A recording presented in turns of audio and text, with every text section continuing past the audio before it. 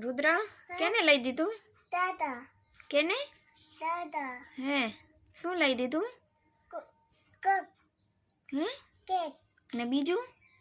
आ એને શું કહેવાય कुकुला શું કહેવાય कुकुला કુલકુલા हाँ હે હવે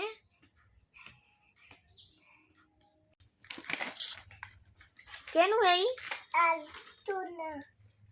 मैं खाऊं કોણ ખાશે मैं મમ્મી નહીં मैं કેમ चलो